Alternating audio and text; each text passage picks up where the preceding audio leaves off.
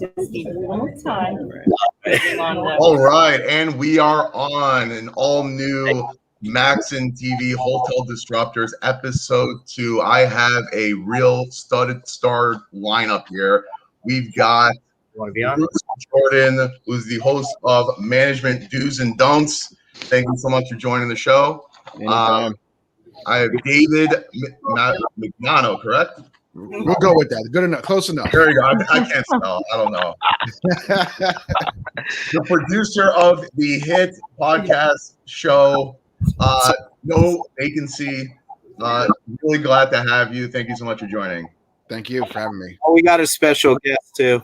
It's Jennifer. You want to just introduce yourself? Robino. I'm VIP guest services here at the Casa Marine and the Reach Resorts. All right, Jennifer. Wow. Jennifer. My job is to make everyone happy. And you are doing a great job. Hospitality, no surprises. Surprises everywhere. Always. I have never seen Ken smile this much.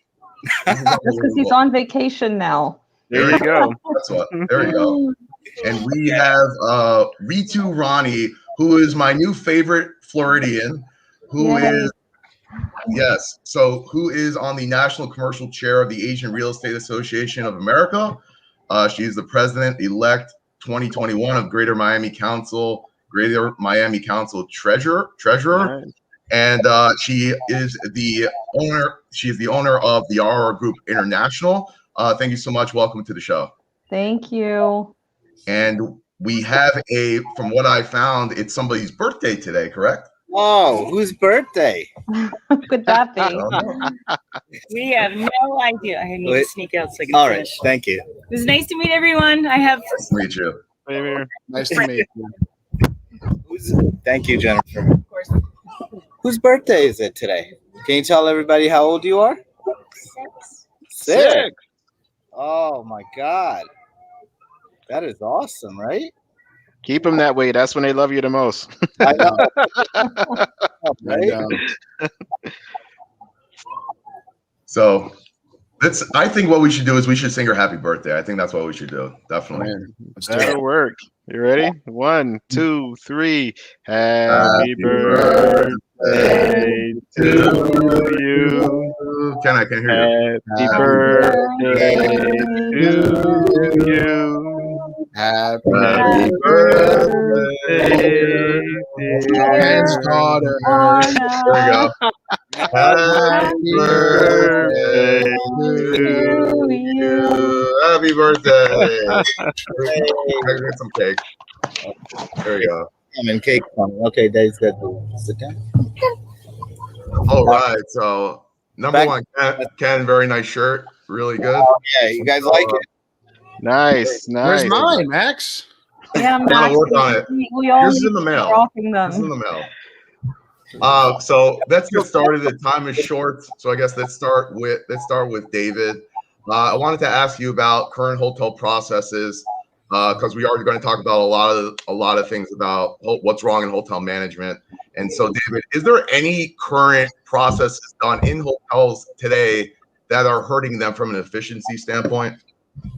I think there's a lot that are being done that are hurting from an efficiency standpoint. I mean, a lot of stuff is very redundant. I think anybody out there that is in hotels, that whether you work in sales, maintenance, operations, doesn't really matter. I think you see a lot of redundancies in terms of logging certain things or checking on certain programs for guests. I mean, if you look at the check-in process at many hotels, especially some of the bigger branded properties, you may have to potentially go to 2-3 different systems. If you have to check in forms or check loyalty status, if the status isn't popped up right away, finding a rewards number, a lot of this stuff can become very repetitive. If you're in sales, you're in your emails, you're in Salesforce, you're in this system, you're in CIT, in these different systems across the different brands. A lot of this stuff is a lot of data entry, and it becomes, again, very repetitive, very redundant. So, finding a way to be able to do a lot of these processes in one system, maybe it's a different system for each department potentially, but consolidating a lot of these different processes for each department so that, say, sales can enter in the information one time and it hits all these different systems, and it tracks and it registers their numbers effectively. I think that would be a really big help. Revenue management. You have a lot of different systems you go to do a very similar process. So finding ways to combine all that, I think, would really maximize efficiency across properties. Right, because you're a revenue management guy. I mean, that's the main point, right? How much money have you actually made, and keeping track and taking care of essentially stuff that takes, from what I've heard, takes freaking forever. It's ridiculous, you know? It can, and especially when you're working with systems, you know, there are obviously sometimes there's delays, there's lags, the systems go down. But, you know, working at my previous company, I would be within 5, 6 systems, 7 systems a day between the brand systems, the management company systems, and just the third party systems, and you have extranets, and you're going to all these different systems to try to complete the same task. Wow. Yeah, that's a lot. So I'm going to move on to Bruce. Bruce, from your perspective in your hotel management experience, anything on that? Yeah, I agree completely. I think one of the things we should focus on more right now is sales. I just had the pleasure and luxury of trying to book meeting room space about a couple of weeks ago. I couldn't even get anyone to answer the phone in the sales department. Everything was going to voicemail. And as soon as I get a voicemail, I'm done. I'm on to the next property. And someone happened to call me back 2 days later. 2 days later saying, hey, I heard you need meeting room space. And I'm like, yeah, sorry, I already found it. So, you know, just that lag in that process, you know, alone. And it's one of the main reasons is because they have people in sales doing everything but sales. Like, you know, I guess because they're so short-handed, they have them, you know, working the front desk, helping out in housekeeping, running towels. They have them do everything but sales. And then they're wondering, like, well, how come we're not selling? You know, something's going on. It's the pandemic. No, you didn't answer the phone. That's unbelievable. Unbelievable. So unbelievable. So I'm going to move on to Ritu, and Ritu's experience is more into creating value for the hotel set, you know, how to get that to that next level, you know, to take your hotel from 9 million to, let's say, 17 million. So Ritu, what exactly, you know, do you see as like a problem and to like raise that value of that hotel? Sure. Yeah. So thanks, Max, for that. I have not worked on the management side, so I value hotels and I'm looking for inefficiencies. So when a buyer is coming in, they're seeing where they can add value, where they can increase, you know, the either the room rates or whatever, where management's having difficulties. Is it really management or is it the systems? And, you know, I think the 3 main things: slow check-in, slow service, and a lack of personalization. So, you know, if we can help to increase any one of those 3 things, I think it's going to make a huge difference in terms of profitability for the hotel. I mean, you know, there's so many different systems, as we've talked about on the last episode, and we're talking about on this episode also, that just leave, it's basically leaving money on the table. And it's, you know, the hotel staff is not happy because they can't do what they do best, which is service. They're too busy, you know, in systems trying to figure things out. And if we just had something that was more autonomous, I think there would be a huge increase in revenue for the hotel. So. Right. It's like, as Bruce said, people are still looking for the phone. They can't find it. Yeah, they're still looking for the phone. And then, you know, even when they do get, the way the technology is today, when they do get on like a chat or something with the hotel, it's impersonalized. There's no reason for that. They know who you are. You checked in. They should know when you start a chat with them who they're talking to. You know, the few hotels that even have that service. So I just think there's a long way to go with all of that, but could definitely increase a lot of efficiencies. Right. And so, Ken, what is your take on what David, Bruce, and Ritu are saying about this, and how can we fix it? Well, I mean, I'm just like the small guy compared to both of them. So, you know. Oh, please. Okay. So, I mean, you know, like I've always put the emphasis on technology and, you know, the archaic systems that we have. And what we need to do here is the entire system is broken, right? So there's not like one single thing I'm actually myself looking at is how can we fix it? The hotel world itself needs to be fixed overall. I mean, there's everything that we need to do right now is create all new processes. And that even goes, I think David said it perfectly and Ritu said it perfectly. They've kind of pinpointed all the areas that we need to look at. And, you know, there's a lot more areas when you look at the guest perception, what the guests value, and what the guests need. You know, we haven't even been at 50% of what the guest values are. As when we look at Airbnb, is they're hitting 90% guest satisfaction scores when they're obviously getting feedback from their guests. That's kind of the area we need to be at. That's what we need to do. And we need to focus on this bigger picture on how we're not going to kind of lose out the guests to a different avenue like Airbnb. So, you know, there's a lot of things that I would say, I don't want to use the word wrong, but I would say incorrect. Right. And so it's a lot of things to take in. And so we're going to take a brief break and just get some people's feedback as to engagement here. So I did post on LinkedIn about if anyone wants a shout out during the show, I will do it right now. So actually, Bonnie Strominger, who is the founder of 𝐃𝐿𝐼𝐠𝐧𝐚𝐬, which I think is absolutely unbelievable innovation, which I think you're going to see in every fast food and quick service restaurant in the world, actually is tuned in and just want to wish you all a good morning. So I wanted to make that shout out for her. And Maynard MacArthur wanted to wish your daughter a happy birthday as well. So moving on, Brooke Levine, who's the founder of Brooke's Mission, who I personally have used. I lost 40 pounds. She's really an unbelievable nutritionist. So I wanted to make her a shout out, brooksmission.com. Philip Twom, who's the founder of My Card, that's My CRD. He made digital business cards. And 𝐁𝐫𝐿𝐼𝐠𝐧𝐚𝐬, who is an executive coach. You can find her on soar.com/𝐁𝐫𝐿𝐼𝐠𝐬. So moving forward, I wanted to get back to David. I wanted to ask you a question about why is it that the hotel industry has been so lax as far as innovating with technology? I think that's a great question. I think it's a tough question in the sense of, obviously, hospitality and hotels in general are a very legacy business, right? It's a legacy type of environment where hotels have been around forever.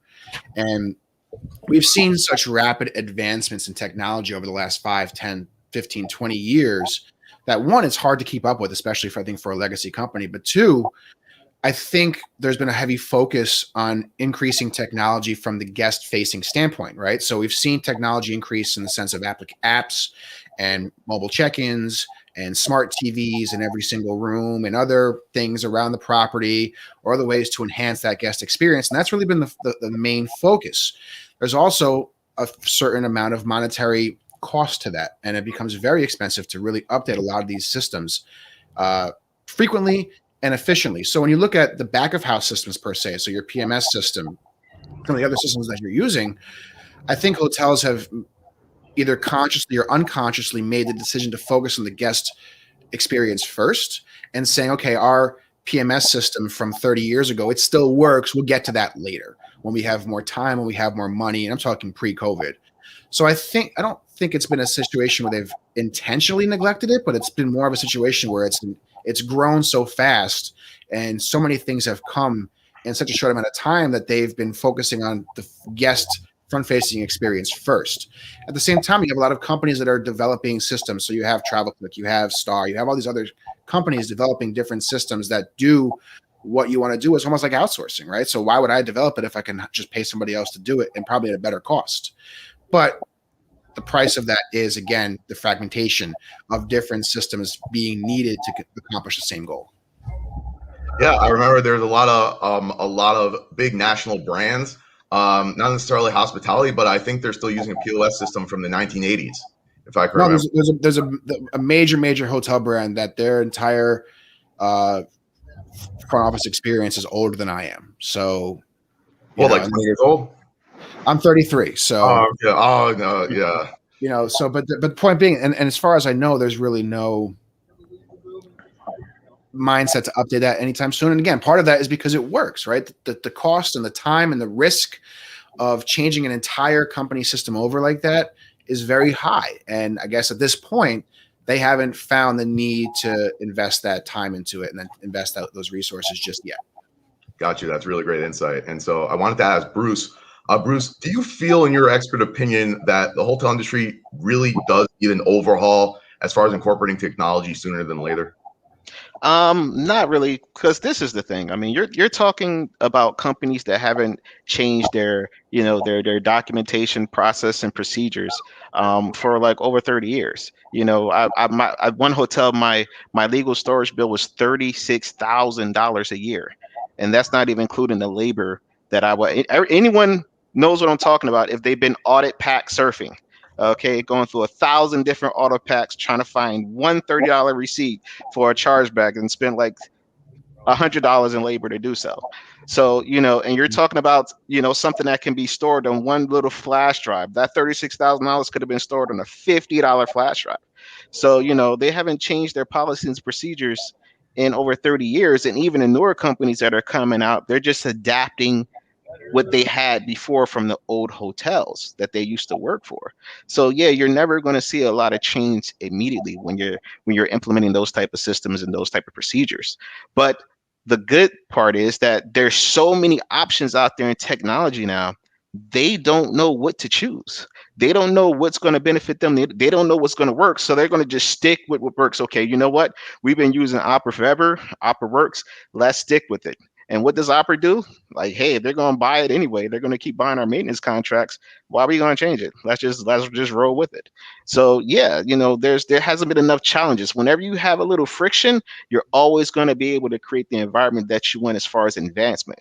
But if there's no friction, everybody's just going to just put on cruise control and keep it moving to what they're used to and follow the same old standards and procedures that they always followed. That's very interesting. Yeah. And Ritu, if you're running a hotel today, what was the number one thing you do tomorrow morning? Okay, so if I'm running my first hotel, I would say, it's the employees that really create the guest experience for the guests. So I think you need to start with the employees, and exactly what David was saying. If their systems are so difficult and so time consuming, I would start there and try and fix that first. Before doing anything else, because that's ultimately, they're the guest facing ones. They're the ones that are going to make the guest experience better. And, to what Bruce is saying, you can't overhaul everything at once. You need to do it in stages. So you just need to be careful about that. So that's what I would do. Right. Okay. Perfect. And so moving forward, I wanted to thank Bruce, David, and Ritu for joining the show. We're going to sign off right now, but before you guys go, I wanted to announce where people can find you. Please reach out. So Bruce, he runs the Hotel Management Do's and Don'ts podcast. Please make sure to like and subscribe to that show and reach out to Bruce on LinkedIn. David is the producer on the hit show No Vacancy. Reach out to him on LinkedIn. Feel free to talk to him about his mother's meatloaf recipe as well.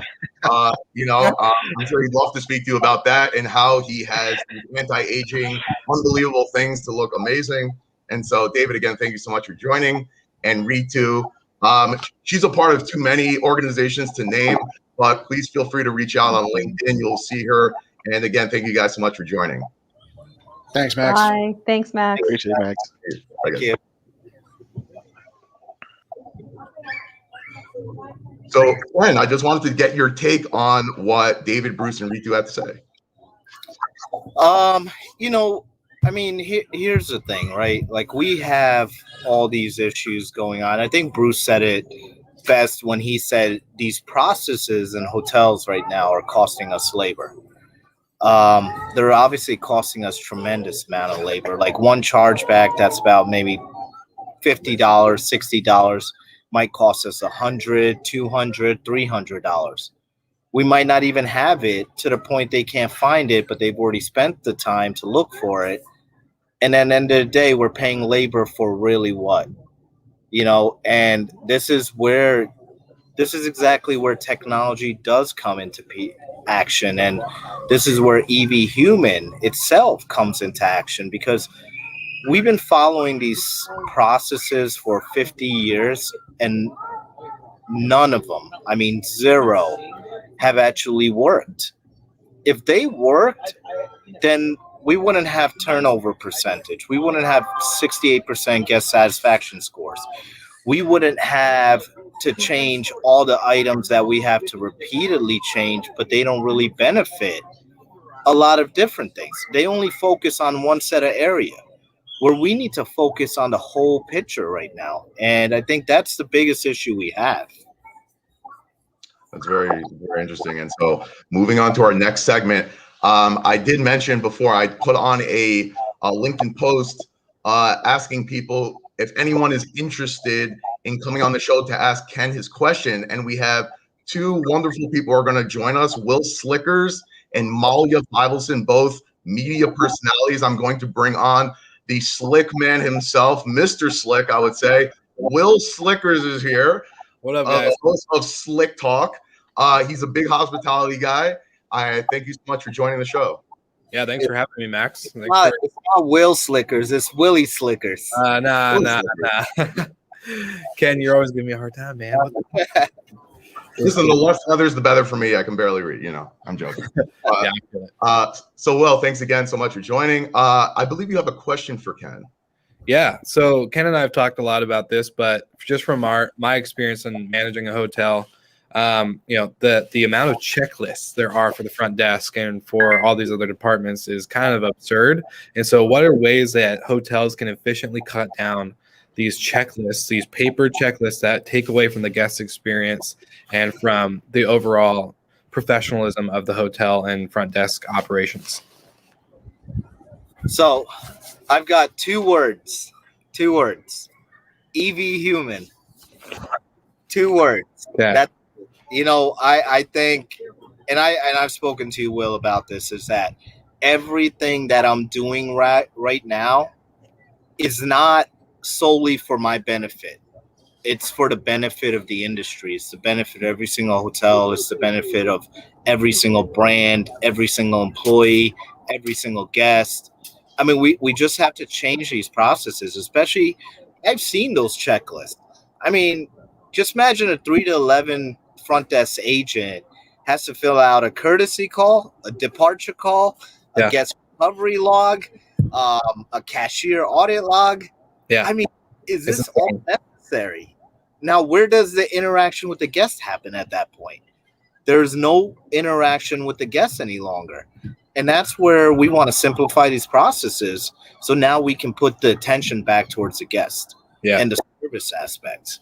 So I agree with you completely. It's just too much. And I've told you this before that, there's just no need. It's absolutely insane and absurd to me to have any of these items. Yeah. So we need to get these items out. Who even does paper anymore? Who even does? I know a couple properties, and it's sad. It's very sad. It is. To me, I think about it every single day, every single minute. I live and breathe hospitality. I've been in this industry 25 years. And I know EV Hotel Group is now the talk of the town because of what we're doing. And, we're the first ones to even take this sort of action. And people might be afraid. They might not have been afraid of doing these things, but we're just not afraid. Yeah. We want to make sure that people are going to want to work. Like yourself, when you started out, I started the industry out as a front desk agent back in 1996, right? I've been CEO, COO of different companies as well. And when I tell you that how many people in the industry that are employees have in the last 24 years complained to me, I stopped counting. Because it's not fair to them. Yeah. It's not fair to them that we tell them to do one thing. That's right. Do the courtesy call. They do the courtesy call, but now they have to write it down like we're micromanaging that. There should be no reason. I think we should have trustability. There should be technology for that. There should be chatbots. We have the chatbots to do those courtesy calls and departure calls and all that. So now we want people to focus more on the guest. I mean, you can see it everywhere. When you give somebody so many things to do, it takes away from them to do the things that they necessarily need to do. Yeah, I couldn't agree more. And it just, for me as a younger person in hotels and hospitality, it's a complete turnoff. Like when you're passionate about service and the guest experience, and you have all these things that get in between that, it worries me. It worries me a little bit. But thank you, Ken, for answering my question. It's great. Oh, no, definitely. Thanks, Will. Yeah, of course. I hope he was able to answer your question. The next thing is, are you trapped in like Antarctica somewhere? Because you seem like you're freezing cold somewhere. I don't know what happened. I'm in Washington State, where it's always raining, and so I'm freezing because my office is taking a little bit longer to heat up. But oh gosh, there should be a solution for that. Well, we got the best of two worlds, right? I'm in 80-degree weather. He might be in minus 80-degree weather. So feels pretty. There's sunshine behind you, so that seems good. Yeah. All right. Thanks, Will, for joining. I appreciate it. Thanks, Will. So we're going to bring on the world famous 𝐁𝐫𝐿𝐼 𝐿𝐼. 𝐁𝐫𝐿, thanks for joining the show. Hey, how are you? How you doing? Hey, good. Finally to meet you. We haven't. Yes. There we go. Max, thanks for bringing me onto your show. Absolutely, of course, my pleasure. She is the host. She's the host of Hebrew Hits. She taught me a thing or two about doing stuff. Thank you so much for joining. And I believe you have a question for Ken. Yes, I do. So first of all, hello, nice to finally meet you. When I go to hotels, something that's very important to me is that I have certain things. Let's say one important thing is hot water, right? I like to have my tea in the morning, a cup of tea at night. And sometimes I go to the hotels and they have a tea kettle. Amazing. I heat up my water. Sometimes I go to hotels and they do not have this. So what do? I call the front desk. And then they say they'll bring it up in 10 minutes. Then they don't show up. So I call them again. And then they don't bring up the water. And then they call them again. And I once had to wait over 2 hours for hot water. And I'm like, I have things to do. Like, I can't just wait around. So how is the EV Hotel Group going to change that? Like, is there a way to maybe have a button like, oh, you want hot water? You need towels? You push this button. Like, is there a different thing so that a guest doesn't have to feel like they're not being heard?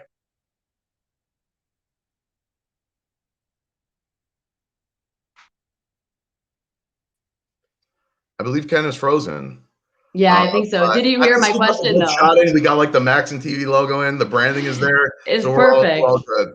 So Bonnie Schominger says hello, 𝐁𝐫𝐿𝐼. She is the founder of 𝐁𝐫𝐿𝐼. Yep. Oh, hi. Who is she? She's the founder of 𝐁𝐫𝐿𝐼, the most ridiculously innovative, solution to quick service restaurants I've seen ever. Honestly, nice. You put like this plastic thing over a cup. You know, like how you go into a restaurant or whatever, and they give you like a cup, and then they give you the bag, whatever. Now, essentially, then when you want to get a phone call, you can't answer it. She has it all in one solution. As far as like you snap on this thing onto your cup, and you can hold it with one thing. I wish I had a clip on it, but yeah, no, it's very cool. I have to go check that out. In my opinion, I think it's going to be in every quick service restaurant in the country. I'm surprised, honestly, it's not there already, but it will be there. It will be there. You have a clip to put on the screen, or you don't have one? I don't have one on me. I don't have one on me. I wish I had one. What happened to Ken? Did he freeze out? I don't know. I think we just couldn't take all the awesomeness happening on the show at one time. Oh, amazing. I guess we will. I don't know what. Oh, there's Ken. He's back. Are you back? What happened to you? Sorry about that, guys. I don't know. The internet must have went out here. Did you hear my question at least? I heard about hot water. That's where I heard. Oh man. Okay, I have to redo. Sorry about that. I don't know. I thought you would be at the, by the water, and maybe the ocean is causing it. But Ken, the system couldn't handle your good looks. Now I'm frozen. I think. I think the system broke because of my looks. Guys, we all know it was all me. Relax. But we're all frozen. I was gonna say something, but I feel like I'm just gonna cause more trouble than not. So I'm just gonna stay out of it. But listen, we have the audio, so we may as well speak. You know what I'm saying? The audio's fine. It's coming through fine. I mean, I see it. How is the warm weather, Ken, for you? Oh, the warm weather's awesome. I mean, it's more better that I'm able to give my daughter a surprise like this more than anything. So, wow. I mean, it's her 6th birthday. She had a terrible 5th birthday because of the pandemic. Because March 5th last year was horrible. So yeah. Happy birthday to your daughter. Today's my parents' 32nd anniversary. Oh my God, we should all celebrate. I should bring my mom on the show. Yeah, Oh, yeah. but it's frozen. Oh, She's here somewhere. Where do you see it frozen? I see everything is fine. Everything's frozen on my end, completely frozen. All right, it seems like we're all good. I think everyone can hear though. So Okay, so I'll ask my question again. I'll re-ask it. Yes. Okay, so Ken, this is what I would like to know. So it's about water, hot water. So basically, when I go to hotels, or anywhere, every single day, I have to have my tea. You know, I like my tea in the morning, sometimes the tea at night. When I go to hotels, sometimes there's no kettle there. So I call the front desk and I'm like, hey, can you bring up some hot water? Sure, no problem, 10 minutes. Fine, 10 minutes goes by, it's not here. I call again.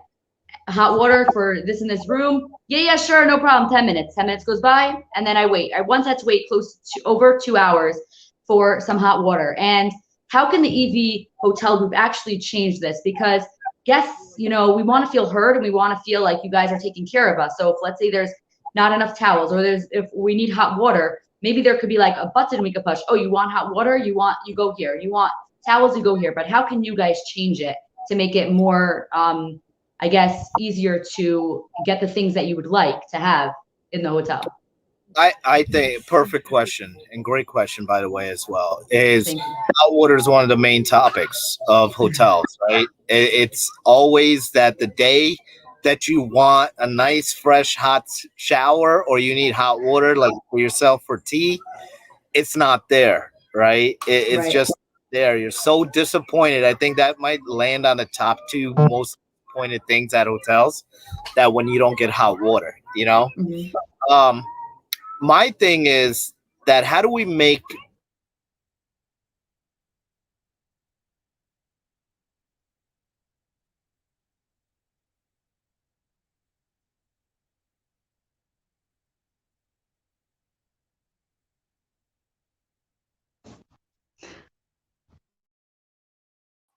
I believe we are having technical difficulties. So on that note, I guess I'm just going to end the show because I don't know what else to do. It's frozen again, no? It's frozen again. Yeah. So Oh, I feel bad. You know what? I'm gonna have to get on the call with Ken and ask him my question. Maybe like this is, you know, I gotta have this answer. Definitely. So it sounds like I think Ken is just having too much fun over there in Florida and Key West. So Yeah. we're just going to end off the show. Malia, thank you so much for joining, and we look forward to having you on again. Thank you so much. Absolutely. And I just wanted to thank everyone. I wanted to thank everyone for coming. David, Bruce, I wanted to thank Ritu, Malia, Will Slickers as well for all joining the show. I really appreciate it. Everyone should reach out to them if you would like. They all do podcasts and things of that nature. So like and subscribe to them. I want to thank all my viewers for viewing. I appreciate your support. And I would like, for everyone who would like more information on when the next available show will be, or any announcements, if you want to get announced during the show as well, please like and subscribe to Maxin TV. You can also follow EV Hotel Group on LinkedIn. As far as that goes, hope everyone enjoyed. We're going to be signing off for now. Have a great day, everybody.